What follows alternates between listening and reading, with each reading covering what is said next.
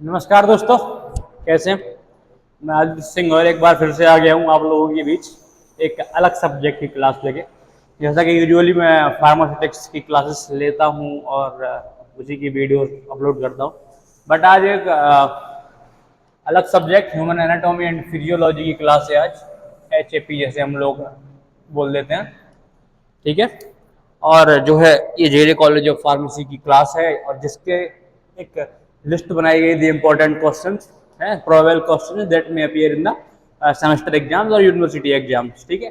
तो उसी क्वेश्चंस की सीरीज चलेगी। जो इम्पोर्टेंट क्वेश्चंस है उन्हीं क्वेश्चंस को वन बाय वन एक सेपरेट इंडिविजुअल वीडियो बना के अपलोड करेंगे, ठीक है।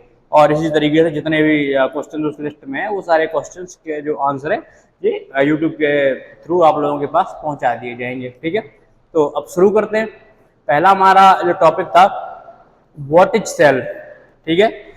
Right it's components and functions, ठीक है। क्या था? Right it's components and functions, ठीक है। तो सेल देखिए, चूंकि इसका स्ट्रक्चर या डायग्राम नहीं बना है, क्योंकि सबको आता है या नहीं आता है तो आप लोग देख लेंगे। अगर डायग्राम बनाया जाता तो फिर अपने व्हाइट बोर्ड में इतनी ज़्यादा स्पेस नहीं बचता कि अपन कुछ चीज़ें इसमें लिख पाए, ठीक है। तो सेल अगर ऑन द बेसिस ऑफ, अगर हम लोग देखें कि on the basis of number, तो टू टाइप्स की होती है, एक यूकैरियोटिक सेल, एक प्रोकैरियोटिक सेल, है ना। फिर ऑन द बेसिस ऑफ अगर ऐसा देखेंगे किसमें पाई जाती है तो भी टू टाइप्स की होती है, प्लांट सेल और एनिमल सेल, ठीक है। तो ये अपना कंसर्न नहीं है, अपन को देखना है सेल क्या है। तो सेल को कहा जाता है कि एक बेसिक यूनिट ऑफ लाइफ है। क्या है? बेसिक यूनिट ऑफ लाइफ है, माने आधार इकाई है अपने शरीर की। अगर सेल नहीं होगा तो हमारी बॉडी नहीं होगी, ठीक है।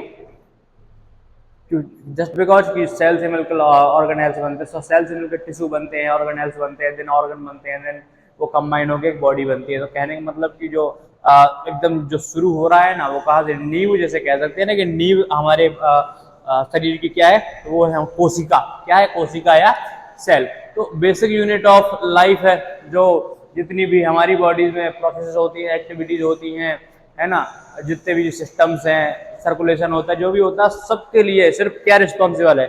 सेल्फ रिस्पॉन्सिबल है। क्योंकि क्या रिस्पॉन्सिबल हैं? सेल्स, कोशिकाएं। कोशिकाएं ही वह आधारभूत इकाई है जिनके द्वारा हमारे शरीर में जितनी भी गतिविधियां, एक्टिविटीज हैं, वो कंप्लीट होती हैं, ठीक है। अच्छा, एक बात और, हो सकता थोड़ी बहुत सो रहा है क्योंकि थोड़ा सा कंस्ट्रक्शन का काम चल रहा है, तो प्लीज एडजस्ट करिएगा। Cells are the structural, functional biological unit of all living beings. A cell can replicate itself independently, hence they are known as the building block of life. तो देखो, सेल जो है एक स्ट्रक्चरल और functional biological unit है, जो सभी के सभी जो लिविंग बींग्स है, यानी जो भी ऐसे जीव हैं जो जीवित हैं, है ना, जीवित, चाहे वो पेड़ पौधे हों, चाहे इंसान हो, चाहे आपके सिंगल सेलुलर मान लो सिंगल सेलुलर लिविंग बींग्स हो, सबके अंदर क्या है? सेल है। सब कोई सेल से मिलकर बना है, जैसे अमीबा वगैरह ये सिंगल सेलुलर लिविंग बींग्स हैं, है ना। तो ये भी सेल से मिलकर बने हैं। और एक सेल की बड़ी अच्छी विशेषता होती है कि अपने आप को रेप्लिकेट कर सकती है। रेप्लिकेट मतलब अपने आप को मल्टीप्लाई कर सकती है, यानी एक सेल दूसरी सेल को जन्म दे सकती है, ठीक है, इंडिविजुअली। जरूरत नहीं है तो दूसरी सेल की, मतलब अपने आप ही खुद के नंबर बढ़ा लेते हैं। जैसे मलेरिया वगैरह के पैरासाइट्स होते हैं ना, जैसे प्लाज्मोडियम वाइवेक्स आपकी बॉडी के अंदर जाता है तो वो क्या करता, अपने आप वहां पे मल्टीप्लीकेशन कर लेता है, आप नंबर बढ़ा देता है, ठीक है। अब हम लोग देखेंगे components of cell. Main component फिर होते तो ऐसे ढूंढने जाएंगे तो उसमें हजारों कंपोनेंट्स निकलेंगे।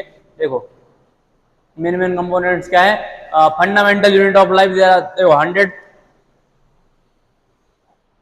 अलग अलग बॉडी में अलग अलग करोड़ों टाइप की सेल्स पाई जा सकती हैं, लेकिन जो मेन ऑर्गेनेल्स हैं वो हम लोग पढ़ेंगे। सबसे पहले अपना सेल मेम्ब्रेन और सेल वॉल। ये कह सकते हैं कि अगर इन्हें एक वाइड व्यू में देखा जाए, दूर से देखा जाए, तो कह सकते हैं कि एक ही जैसी चीज है। थोड़ा सा अंतर है कि जो सेल वॉल होती है वो प्लांट सेल में पाई जाती है, और जो मेम्ब्रेन है ये अपनी कह सकते हैं कि अपने ह्यूमन बॉडी में पाई जाती है। कहाँ पाई जाती है?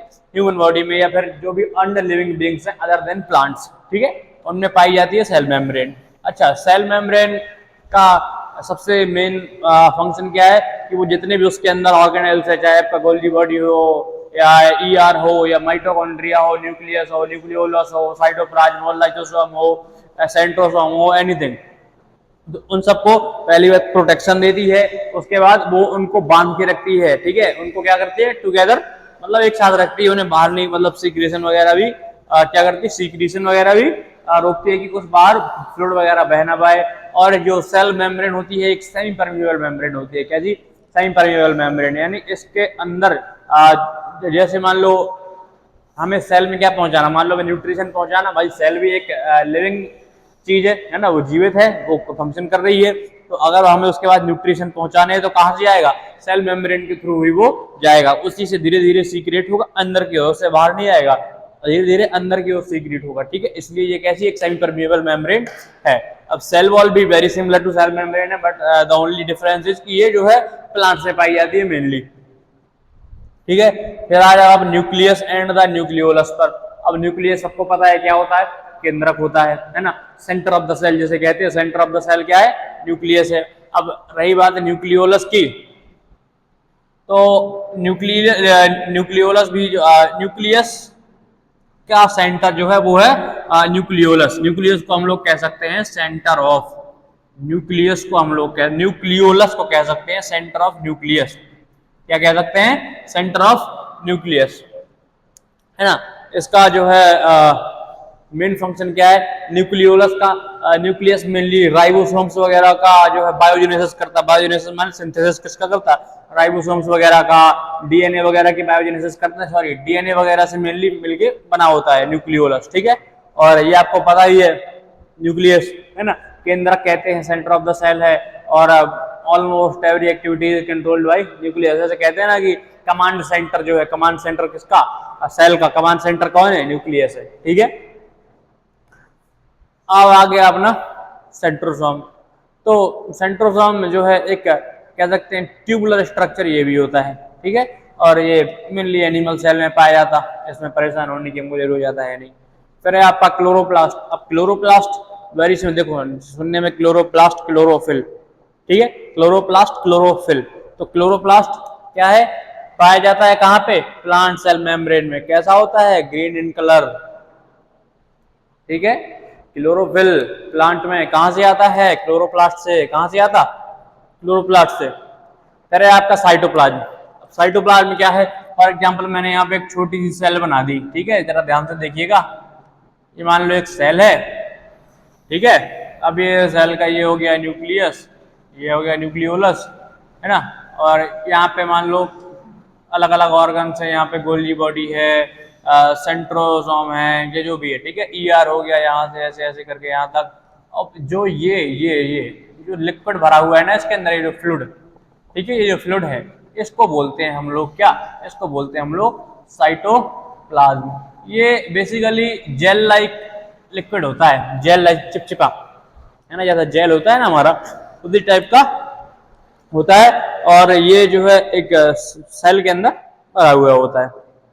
अब आते हैं एंडोप्लाज्मिक रेटिकुलम पे। तो एंडोप्लाज्मिक रेटिकुलम जो है कैसा, एक ट्यूबुलर स्ट्रक्चर है, कैसा ट्यूबुलर स्ट्रक्चर, इस टाइप का होता है ना वो,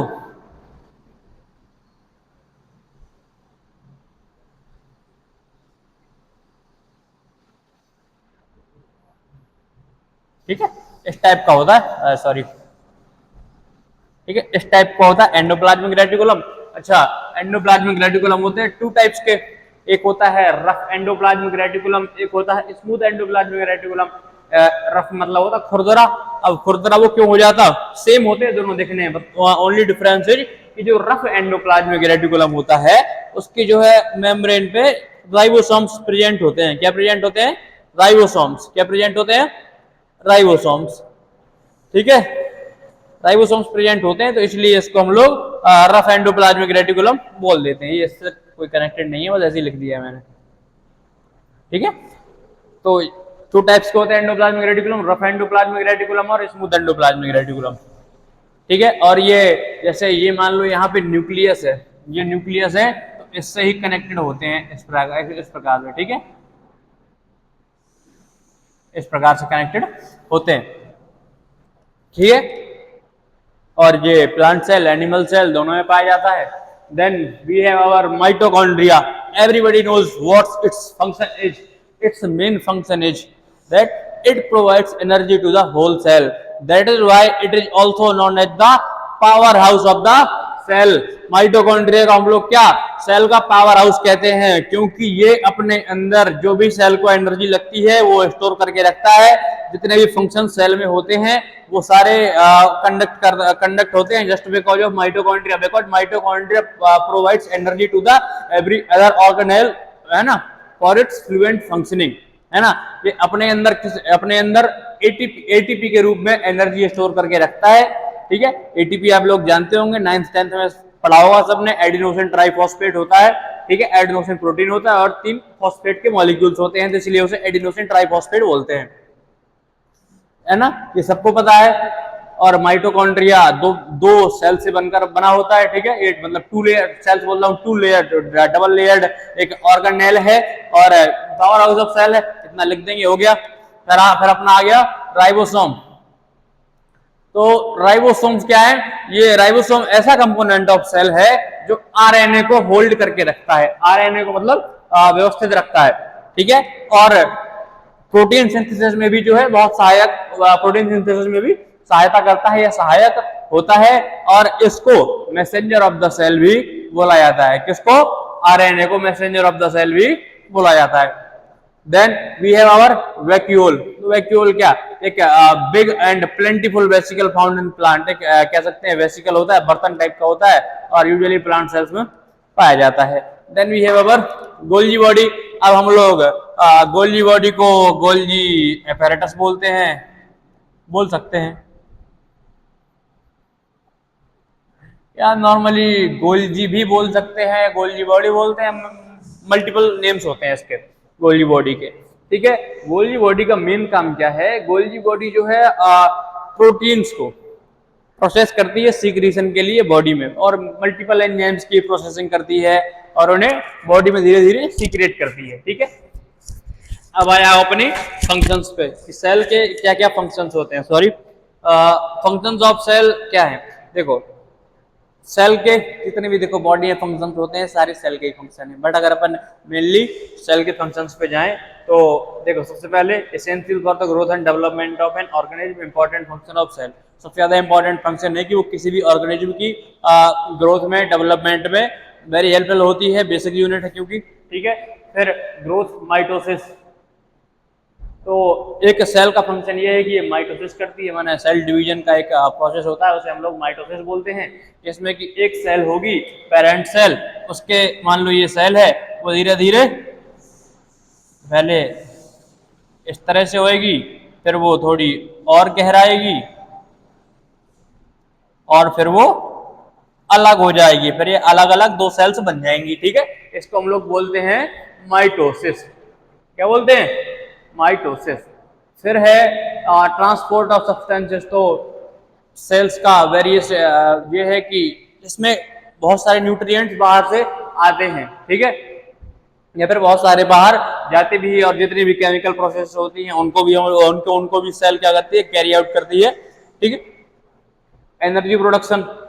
सेल्स का मेनली काम क्या है कि बॉडी को जो है एनर्जी दे for various functions, okay. And then we have aids in reproduction. तो जो है सेल माइटोसिस और मियोसिस के द्वारा रिप्रोडक्शन कर लेती है। जैसे अपन लोग जो ह्यूमन या एनिमल का रिप्रोडक्शन होता है, उससे क्या होता है? उनकी पॉपुलेशन बढ़ती है या आपस में मल्टीप्लाई हो जाते हैं, ठीक है। ऐसे ही सेल का रिप्रोडक्शन है वो माइटोसिस या मियोसिस के द्वारा एक पेरेंट सेल एक दूसरी नई सेल को या 2 नई डॉटर सेल्स को बर्थ देती है। इसको हम लोग रिप्रोडक्शन ऑफ सेल बोल सकते हैं, ठीक है। And that is for the today's topic, ठीक है। ये आप लोग अच्छे से प्रिपेयर कर लीजिएगा। ये मैंने सब समझाया है, अगर ये लिखना चाहें लिख सकते हैं, अदरवाइज कोई ऐसा इंपॉर्टेंट नहीं है। आप लोग खुद के नोट्स बनाएं, बस समझ लीजिए जो मैंने बोला है, अपने ऐसे नोट्स बनाएं जो आपके लिए कंपैटिबल हो, ठीक है, जो आपको समझने में आसान हो, ठीक है। वो नोट्स लिखिए, व्यवस्थित डायग्राम बनाइए, प्लांट सेल का डायग्राम सीखिए, एनिमल सेल का डायग्राम सीखिए, है ना, और सेल का क्लासिफिकेशन भी सीख लीजिएगा थोड़ी सा। बस that's it for the today's class. कल मिलते हैं एक नए टॉपिक के साथ। जो भी अपना नेक्स्ट इंपॉर्टेंट क्वेश्चन होगा वो हम लोग फिर से इसी तरह से आपको समझाने का ट्राई करेंगे। Thank you.